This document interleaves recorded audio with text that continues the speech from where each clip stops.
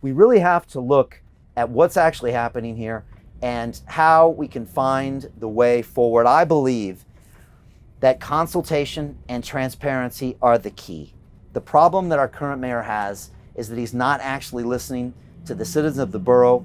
The low traffic neighborhoods have been deployed without consideration, and in some instances they've already been suspended because they've been shown not to work. They've also been subject, as we've already seen, to legal challenges and other objections from a real diverse range of stakeholders. And what we need are a few changes in order to make these LTNs viable. And a lot of these were voiced with me yesterday. And join with me and leave me your comments if you think that these are important for the LTNs to be viable.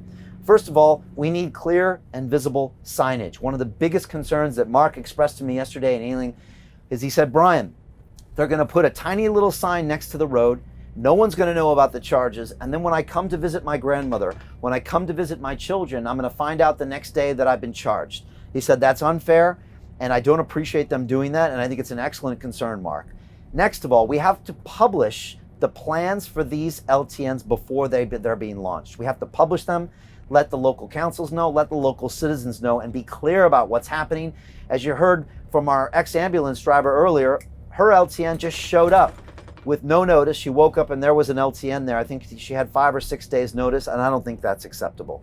The next thing we must have are regular reviews based on published KPIs, including local sentiment. So how do we know if these LTNs are working?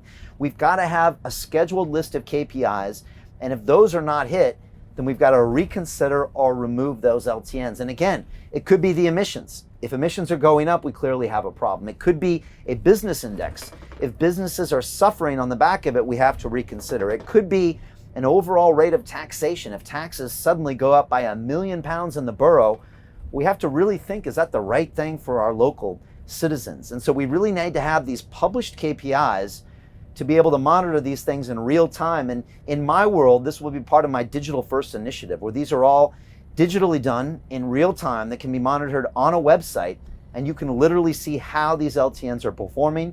You can see people's comments and complaints and issues, and you can also see their successes if they are being successful. And I think one of the most important final concerns is we need to have consultation with all stakeholders involved. This means the residents. This means the businesses. This means the ambulance drivers. This means the fire brigade. We need to talk to everyone and find out, is this the right thing to do, before we just dump a barricade in the middle of a block and say, guess what we just did? We just solved our emissions problems. This is myopic. It's not thinking far into the future. It's not thinking about our economy. It's not thinking to the residents. And again, the people of Ealing spoke yesterday. They are very frustrated because they feel they are not being listened to by their mayor or their councils. And I think they're correct for being angry. And I think they have a very good point. And going forward, as your next mayor of London, this is how I would tackle this major problem with LTNs. And this is how I would tackle all of the future initiatives. Again, I bring a digital platform with me to City Hall. It's one that has 5 million subscribers, 500 million views. I stream with you every single day. I'm answering your questions. I'm talking about this. If you have a concern, you can talk to me on a daily basis. If you have a question, you can talk to me on a daily basis.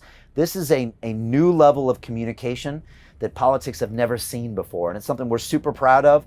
And I think that's why our message is resonating so much with all the people in the boroughs of London.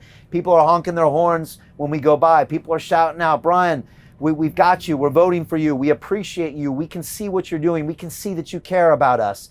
And I really appreciate that. And again, I'm willing to put my business on hold, my personal life on hold, on everything on hold, for the next 3 years to be your next mayor. And I'm super excited to do it.